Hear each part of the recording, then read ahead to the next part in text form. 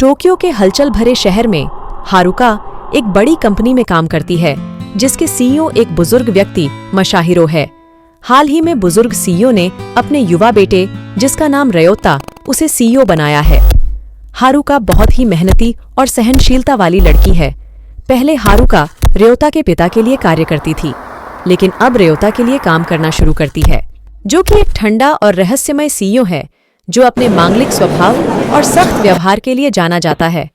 अपने ठंडे बाहरी स्वरूप के बावजूद हारुका धीरे धीरे अपने साझा क्षणों और आपसी चुनौतियों के माध्यम से रयोता के नरम पक्ष को उजागर करती है।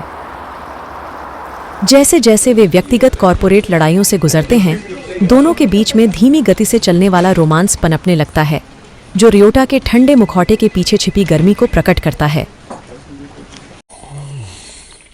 अब जब भी हारुका 1-2 दिन के लिए काम के सिलसिले में ऑफिस से बाहर जाती है, तो रयोता को हारुका की बहुत याद आने लगती है, और जब भी वह उससे मिलता है तो उस पर अपना सारा प्यार बरसा देता है।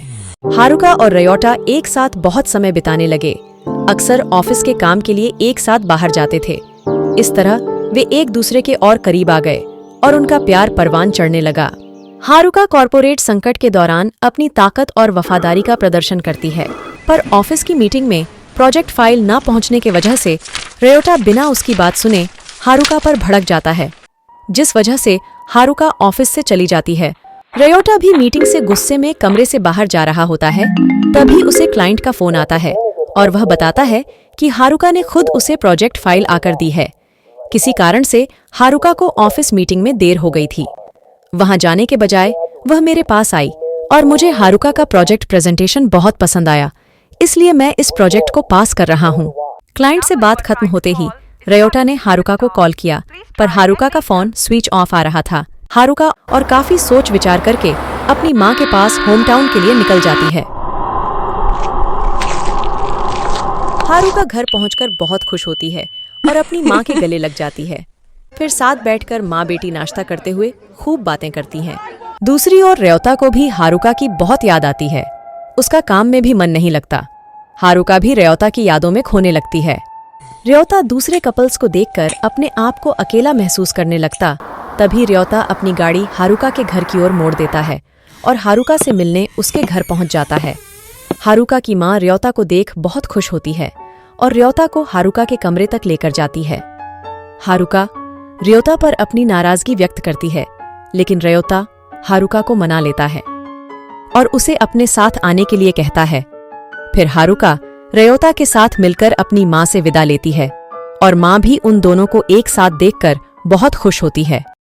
इधर कार में बैठने से पहले रयोता हारुका को एक सरप्राइज गिफ्ट देता है, जिसे पाकर हारुका के चेहरे पर मुस्कान आ जाती है।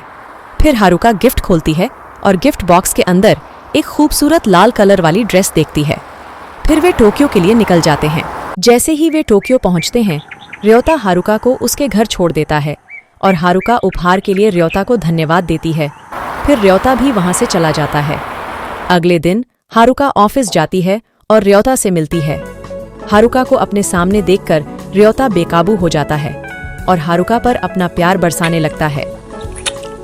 जैसे ही हारुका ऑफिस के कमरे में से जाने लगती है, रयोता उसे झट से रिंग पहनाकर प्रपोज कर देता है। रिंग को देखकर हारुका को बहुत खुशी होती है और अंगूठी को देखते हुए कमरे से बाहर चली जाती है। शाम को जैसे ही ऑफिस का समय समाप्त होता है, रयोता हारुका को फोन करता है और उसे अपनी निजी नौका पर आमंत्रित करता है और उसे वह लाल पोशाक पहनकर आने के लिए कहता है, जो रयोता ने उपहार में हारुका को दी थी। हारुका भी रयोता का निमंत्रण खुशी खुशी स्वीकार कर लेती है। अगले दिन रयोता तैयार होकर अपनी नौका पर हारुका का इंतजार करता है। तभी हारुका भी वहां पहुंच जाती है। रयोता हारुका का स्वागत करता है। हारुका को लाल पोशाक में देखकर पागल सा हो जाता है और उस पर ढेर सारा प्यार बरसाने लगता है। इस तरह दोनों प्यार के आगोश में खो जाते हैं।